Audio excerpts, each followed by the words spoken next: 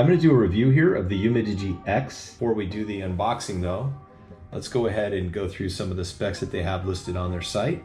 First of all, it's a 6.35 OLED screen. Here's the cool feature I like is you actually have the fingerprint scanner on the screen itself. So we'll be testing that out and seeing how well that functions. It talks about the full screen size, the contrast ratio, 1000:1. I'll also go outside during the day and you'll be able to see the quality of the way that looks. This is nice as well. They've added 3 separate cameras. So a depth camera, an ultra clear 48 megapixel camera, and a widescreen 120 degree 8 megapixel and dual LED flash. So I'm very much looking forward to that. I'll also be taking similar photos as I walk around with the camera in real world scenarios. It also has a super night mode, which looks really interesting as well. Here you can see how it's supposed to pick up as much light as possible with the 3 lenses and blend that into a very bright night shot. We'll be testing that out as well. And here it has AI recognition. It comes up with a very rich, vibrant color, and you can see the rest of the details on their site. So with that, let's go ahead and get into the unboxing.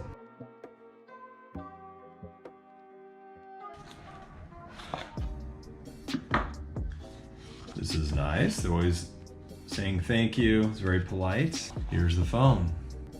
Fingerprint scanner, 48 megapixel triple camera, 6.35 OLED full screen, a 4150 milliamp battery, and NFC reader, or NFC I should say. One thing nice about their phones as well is they do give you a default case. There's nothing glamorous about it per se. I believe that is a screen protector, but let's go ahead and first of all, we have to remove the back. This is the blue one. Please use standard nano SIM. So there's the SIM tray. That is cool. It's obviously, it'd be great for a clear case. That is definitely a fingerprint magnet, but really nice. It's got a good feel to it. Not overly heavy. Let's see, yes, there is. So there is a screen protector. So that's really cool. I was wondering if with the fingerprint sensor or scanner, if that would actually cause an issue. Here's what else is that it comes with. A link to the world, and they usually always provide you with a SIM extractor tool, which is nice. And of course there's a little manual there. This is nice too. This is the 18 watt charger, and then thank goodness USB-C as in Charlie. So we'll get this going as well. So I like to charge my phones, get them to full capacity, and then I'll walk through the rest of it here as well. But at least I'll get this thing charging and get it going. Okay, we're at 95% on the battery. So now what we're gonna do is gonna put the SIM chip in. I'm gonna keep it charged while we do that. And here's my UMIDIGI F1, which has been doing great on Google Fi. So now what I'm gonna do is remove the SIM chip out of the tray here, and we'll transfer it to the UMIDIGI X. And there's my memory. There's Google Fi. And we'll get this going here. Let's first open the SIM tray for the other phone. I don't even know where it is. So it's not at the bottom. You have the mic on the bottom, you have the speaker there at the bottom. And on this one, you have 3 options, even though there are only 2 actual positions. You have either 2 SIMs or a SIM and a memory chip. And in my case, that's what I'm doing. We're doing the memory chip and the SIM. And then we'll get this back into the tray.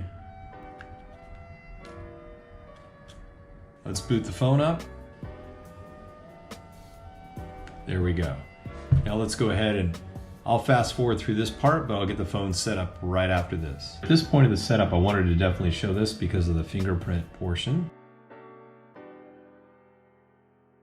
And just so you know, on my part, I don't know if you can see under the screen here, it's kind of it does a glow. That's kind of cool. There is a specific spot. It's not all over the screen. It's literally right there. So with Google Cloud, I sync up everything. All of my restore information is there. So it's actually currently in the process of doing a restore with all the apps. Also, UMIDIGI, they're quite good with doing system updates. So we can see here there's a wireless update that is ready to go. So that's one thing nice too. Some people are always concerned about certain manufacturers, and it's not only about the hardware, it's about the software. And here you can clearly see that they do have updates as well. So we're gonna get these updates going and we'll come back and show you some more. This is just to give you an idea of what the phone is like. And I think we have this at high brightness, we do.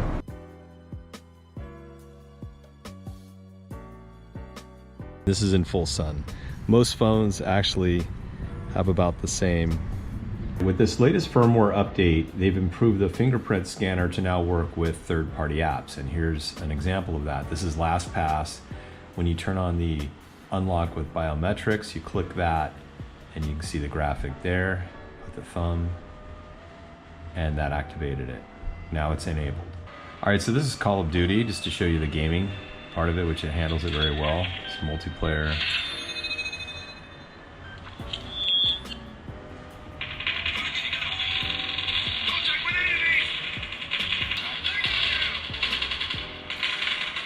And if we talk about the menu, you can edit the home screen, whether or not you show the news, home icons. It's got all the main items that you need there. Very smooth. You can also control the 3 buttons down here. There are virtual, so this swipe up on the right side will show you the apps across the top, right? And then you've got the swipe in the middle, which is to pull everything back down. And then you've got the swipe on the left side, which is the back button, effectively. So if you were to drill into one of the news articles and you wanted to back up, there you go. That's it. So all in all, I like the phone. Works very well. All right, let's talk about battery usage. One of the other firmware upgrades, it was a huge improvement, was with the battery. So let's see what we've got here. We'll pull up the statistics, battery usage. So 6 hours ago, it's currently at, 76% as of 6 hours ago. Battery sits full charge. There's no other information there. There are 20 hours left. So this thing actually almost goes a full 2 days without, and this was like regular usage. When the prior firmware version was not as strong, I could barely get through 11 hours. So just through software and firmware, they've been able to get that squared away. Works much better now. All right, so I have a phone call going. I'm gonna put it on speakerphone and show you, but one of the other things that UMIDIGI does, which does allow you to start recording. So you actually can record a conversation, only legally where you can do that, but you can go ahead and record. You can add a call, merge calls, etc. What I want to do for you now, though, is test the speakerphone. So let's do this. I'm going to switch this on. It's actually quite loud. Okay, in another room, and you can hear the speakerphone testing 1, 2, 3. Let's get into the photos here for a second. You can see how, actually, this one turned out really well. We're able to get the bokeh effect there. If you zoom in even tighter, there's probably some noise there, right? So you can't perfectly get around the ear. But in general, when you look at the photo as a whole, it actually works out quite well.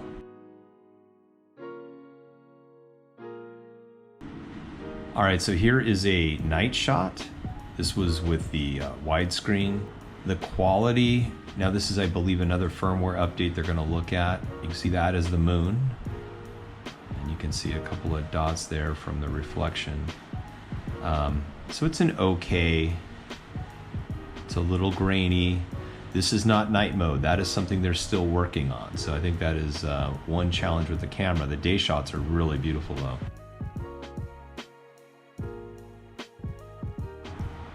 And this is the last one, is kind of looking down a street. Again, keep in mind, this is not the night shot mode, which will be coming, but this at least shows you the current state of the night shot that they do have available. Okay, here is at evening dusk, palm tree, the colors, really beautiful evening shot there. And one thing I found interesting is this was taken just moments after. This is using the wide camera lens and how it took in the wider shot.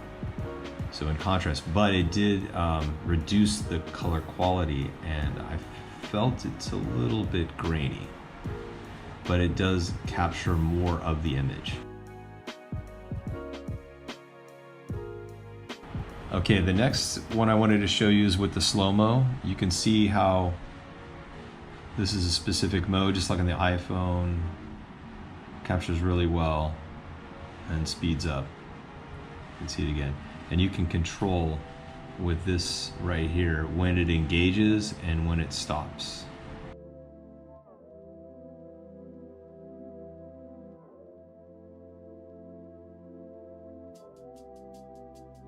Another thing I want to show you, here was a daytime shot of these plants, and then when I used the ×2, that's the ×2.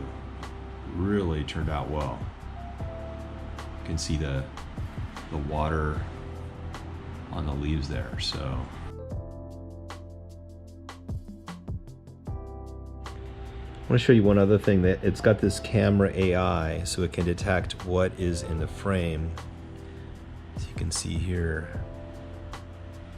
where it says animal, see that? Or people, it will say when you see people. It's kind of interesting, and I think it focuses and sets the color appropriately. I am using Google Fi, which is running on T-Mobile. This is tethered to the phone, and that's using, again, Google Fi. Google Fi works, the app is loaded, everything's cool there. Now we're gonna do a speed test. You can see T-Mobile, even though it's Google Fi. So people are like, this site has way too many ads, just saying. That's the download speed.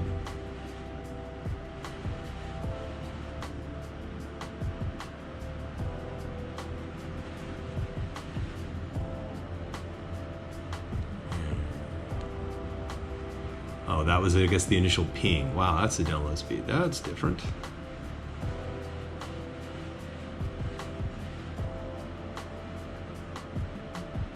$28. Okay, download the first. Oh, okay, got it. Well, upload. Wow, so upload's actually faster. Interesting. Well, there you go. So that's coming directly off the phone. All right, so I want to go through my likes and dislikes. First thing I do like is the hotspot. So it's nice. Not all phones allow you to have that, or services even, and they'll restrict it. This one works perfectly with Google Fi, which is one of my other likes, that it works with Google Fi, which is awesome. The fingerprint scanner, although it can be a little awkward to train yourself to use that, when you unlock it, it does work well, especially with the latest firmware. It works with all the apps. It also unlocks with a glass screen protector. Battery life, since they did the firmware update, the battery life is phenomenal, much better, almost 2 days. The other thing I like is it's pure Android. You don't have any bloatware at all. I had the UMIDIGI F1, and the audio jack was on the bottom. Here it's on the top. That's a little strange, because at night I plug this guy in for the power, then you've got a cord coming out here, which I do listen to music or news or whatever at night. So both of those have things coming out of it. I found it so much easier actually to do both in here, but that's like a whole nother story. NFC, I've used the NFC as well. I didn't have a video of that, but that works out really well. The speaker could be louder. You just have a single speaker, and it's right here, kind of, if you're gaming, you do kind of cup around that, so it does block quite a bit of the sound, and there's nothing that comes out over here. So that's understandable, though, I guess, for the price. You have to consider that as well. The auto screen brightness or dynamic, when you have this set to dynamic, I found that it was always peaking up here a lot, almost too much, even when I was indoors. The night shot is to be determined. They don't have this programmed yet. I can't say whether I like it or don't like it, but they are working on a firmware update for that. And the thing I do love is the price, for 200 bucks. Check all the specs on their website. Everything's listed here. 33 global bands, there you go. So it's really nice to have that flexibility. All right, hope this review helped. And this is with the latest November firmware for the UMIDIGI X phone. Thank you.